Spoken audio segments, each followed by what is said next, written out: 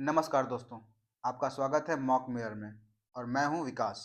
आज mock mirror में मैं आपके लिए लेकर आया हूं प्रैक्टिस सेट का डे 3 और हम सॉल्व करेंगे एसएससी, सीजीएल और रेलवे के 10 इंपॉर्टेंट पीवाईक्यूज। तो पेन पेपर उठा लीजिए और चलिए शुरू करते हैं। आज का पहला सवाल है, 2 men and 7 women can complete a work in 28 days, whereas 6 men and 16 women can do the same work in 11 days. In how many days can 7 men complete the same work? 2 पुरुष और 7 महिलाएं किसी कार्य को 28 दिन में पूरा कर लेती हैं, जबकि 6 पुरुष और 16 महिलाएं इस कार्य को 11 दिनों में पूरा कर सकते हैं। तो 7 पुरुष इस कार्य को कितने दिनों में करेंगे? तो सबसे पहले 2 मैन प्लस 7 वुमेन कितने दिनों में करेंगे? 28 डेज में। वहीं उतना ही काम 6 मैन और 16 वुमेन मिल करके 11 दिन में कर देंगे। अच्छा, इसको इक्वेट कर लेते हैं। 28 दूना 56 प्लस 7 8 56, 7 दूनी 14, 5 19, 196 women. 11 6 66 man plus 11 6 66, 11 11 6 17, 176 women. 20 women बराबर 10 मैन। मतलब मैन मैन की एफिशिएंसी 2 हो जाएगी और वुमेन की 1 हो जाएगी। एक आदमी 2 औरतों के बराबर है।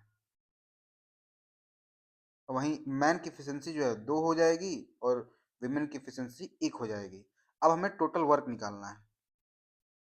टोटल वर्क निकालने के लिए क्या करेंगे? मैन की एफिशिएंसी को किन्हीं इसमें या इसमें किसी एक में पुट कर देंगे। हम किसी एक में पुट कर लेते हैं। तो 2 गुणा मैन की एफिशिएंसी 2 प्लस 7 गुणा वुमेन की एफिशिएंसी 1, 28। 4 plus 7 into 28, 11 8 88, 22 8 30। हमारे पास टोटल वर्क जो है वो 308 निकल के आ गया है। अब हमें मालूम करना है कि इस 308 काम को 7 आदमी मिलकर कितने दिन में कर लेंगे। 308 मैन की एफिशिएंसी 2 है, तो 2 एकम 2, 2 पचे 10, 2 चौका 8, 7 दूनी 14, 7 दूनी 14। मतलब ये है कि 7 मैन इस काम को 22 दिनों में कर लेंगे। Option number D. चलिए अपना आंसर कमेंट में लिखिए। बढ़ते हैं अगले सवाल की तरफ। क्वेश्चन कहता है x plus 1/x equal to 1, then find x के पावर 12 प्लस x के पावर 9 प्लस x के पावर 6 प्लस x के पावर 3 प्लस 1। अगर हम इसकी बात करते हैं x प्लस 1/x, अगर ऐसा होता है तो हमेशा x के क्यूब माइनस 1 होता है। ये होता ही है। अच्छा, ये क्यों होता है चलिए देख लेते हैं। x plus 1/x equal to 1, X square plus 1 equal to X, X square minus plus 1 equal to 0।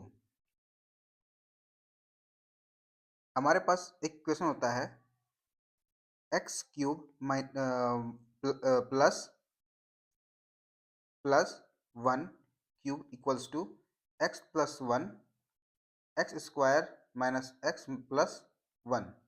यहाँ से एक्स प्लस 1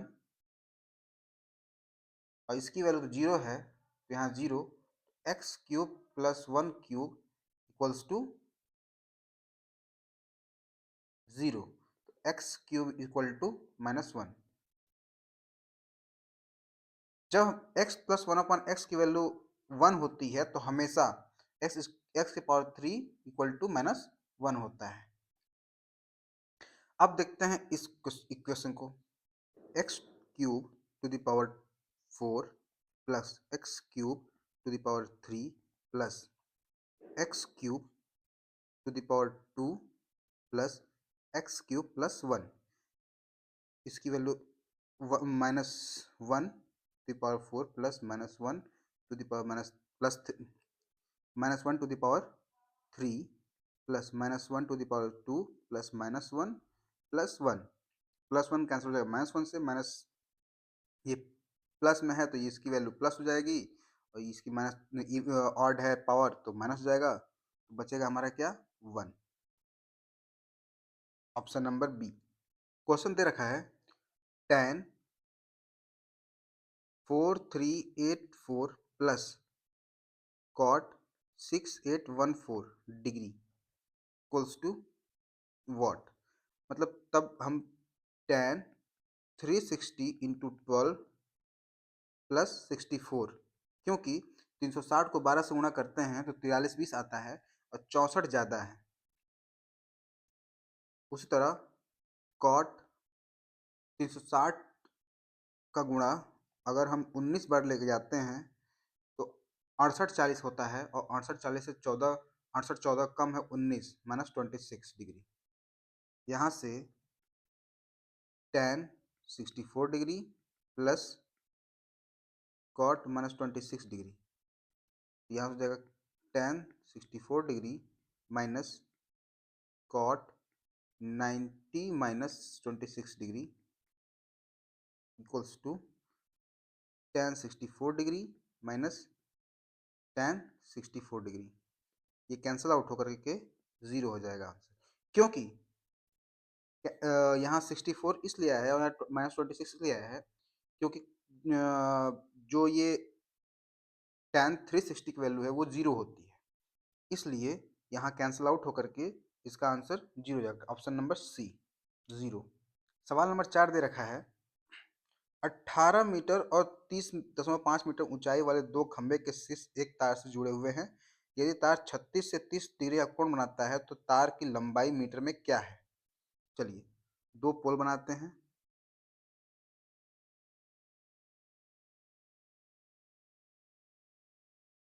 सेम बेस पर।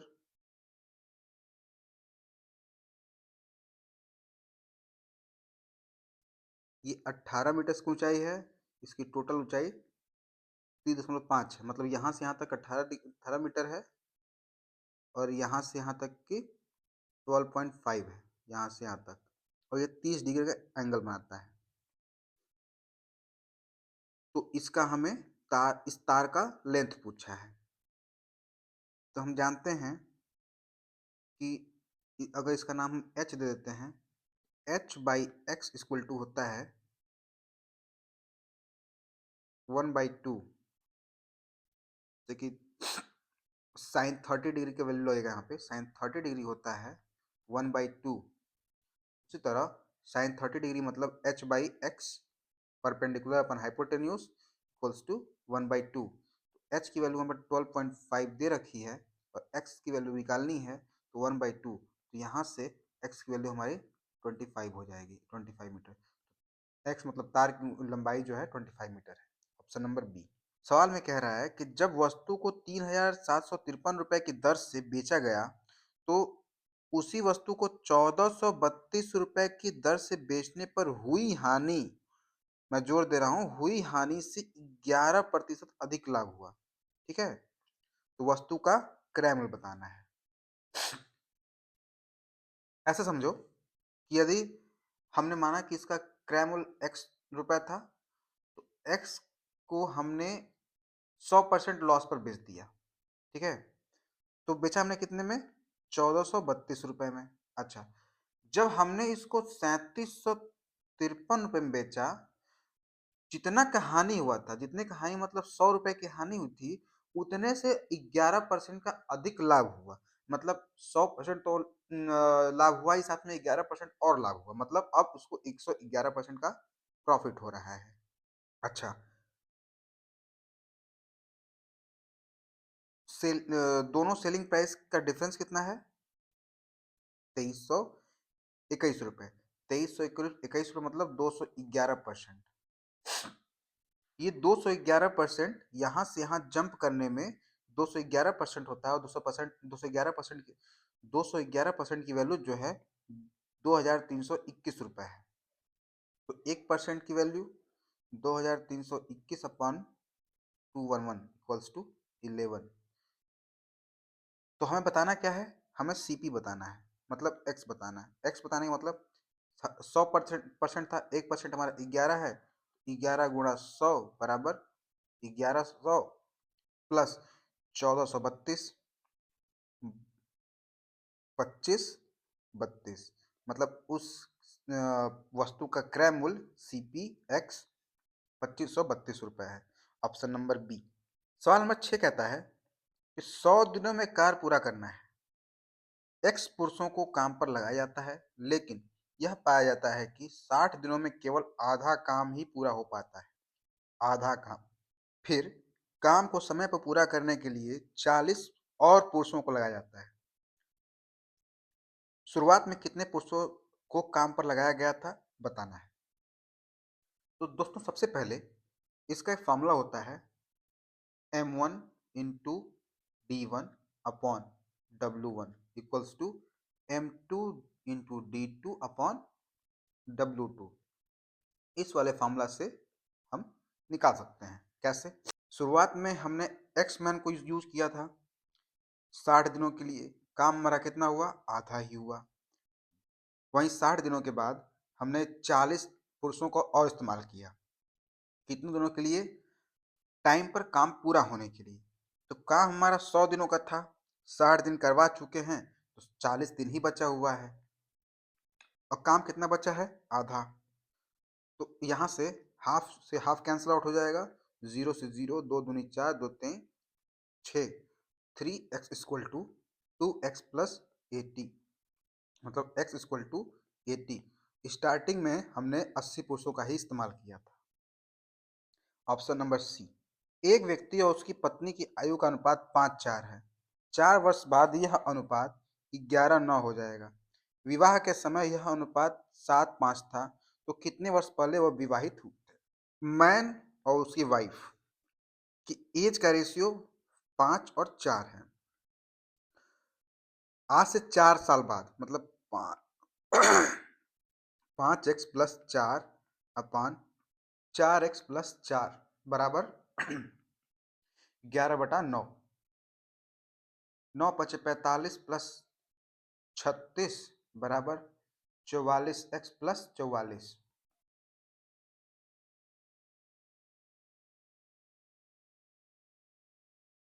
x बराबर 8।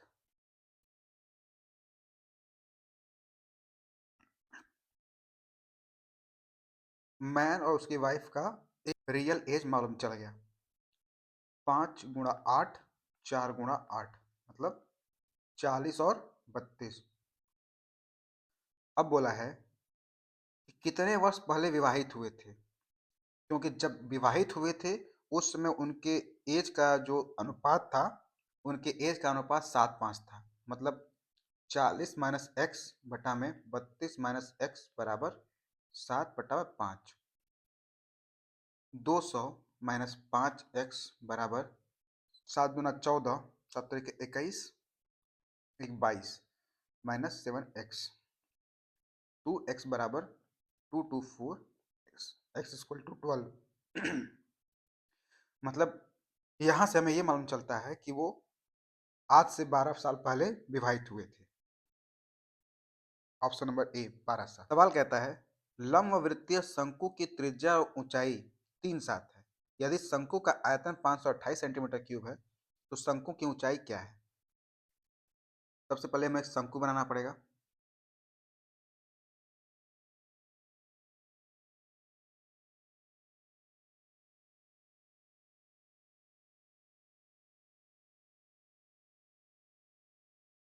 ये रेडियस इसका 3x है और इसका जो हाइट है 7x है और इसका जो वॉल्यूम है वो 528 सेंटीमीटर क्यूब दे रखा है। सबसे पहले 1/3 pi r square h equal to 528, 1/3 into 22/7 into 3x into 3x into 7x equal to 528। 3 से 3 कैंसिल आउट, 7 से 7 कैंसिल आउट, 11 दूना 22, 11 चौका 44, 11 अठे 48, 2 3 6, 6 अठे 48, मतलब x की वैल्यू जो आएगी वो 2 आएगी। तो हमें यहाँ से मालूम चल गया height 7x equal to 7 into 2 equals to 14 centimetre. तो इस अंकों की तो इस अंकों की ऊंचाई 14 सेंटीमीटर है। Option number D. सवाल नंबर 9 कहता है एक व्यक्ति ने 14,000 रुपए 5% वार्षिक पर और 19,000 रुपए 6% वार्षिक साधारण ब्याज पर उधार दिया। 3 वर्षों में ब्याज से उसकी कुल आय ज्ञात कीजिए। मतलब सबसे पहले 14,000 रुपए 5% पर 3 वर्षों के लिए प्लस 19,000 रुपए 6% पर 3 वर्षों के लिए। 100 से 100 कैंसिल आउट, 100 से 100 कैंसिल आउट। 5 नहीं है 15, चौका 60, 15 कम 15 6 21 प्लस 6 3 18, 18 9 162, 18 कम 18 16 34 बराबर 0 2 4 1 5 3 2 5 55 20। Option number D. सवाल नंबर 10 कहता है कि in the first 10 overs of a cricket game the run rate was only 3.2. What should be the run rate in the remaining 40 overs to reach the target 282 runs? देखिए, cricket का नियम बड़ा simple होता है कि जितना रन बना, मान लीजिए x रन बना y ओवरों में, तो हमारा जो रन रेट आएगा, रन रेट वो x बाई वाई होगा। सीधी सी बात है कि जब रन रेट हमारा 3.2 दे रखा है और रन हमारा पता नहीं है और लेकिन ओवर पता है कि 10 हो चुका है, तो रन हमारा कितना हो जाएगा? 32 रन हो जाएगा। उसी प्रकार उसी प्रकार 10 ओवरों में 32 रन बन चुके हैं और हमें टारगेट कितना है? 282 रन का टारगेट है। तो 282 में से 32 हम निकाल देंगे तो 250 रन। अब ये जो 250 रन हैं, इसको हमें बनाना कितने में है? इसको हम बनाना 40 ओवर्स में। ठीक है, तो हमें 40 ओवर बनाना, कितने रन प्रति ओवर के हिसाब से किस रन रेट से बनाएंगे, कि हमारा 250 का टारगेट अचीव हो जाए। मतलब 250 बटा में 40, 0 0 कैंसिल, 4 छक 24, 4 दूनी 8, 4 पंजे 20, 6.25 रन्स पर ओवर। Option A. दोस्तों, ये थे 10 PYQs जो हर साल एसएससी और रेलवे में पूछे जाते हैं। आपका 10 में से कितना स्कोर रहा, कमेंट में लिखें, जरूर लिखें। आपको कोई भी डाउट हो तो कमेंट करें, मैं आपके डाउट को सॉल्व करने का प्रयास जरूर करूंगा। मिलते हैं कल रात 9 बजे अगले 10 PYQs के साथ। तब तक के लिए गुड नाइट, जय हिंद।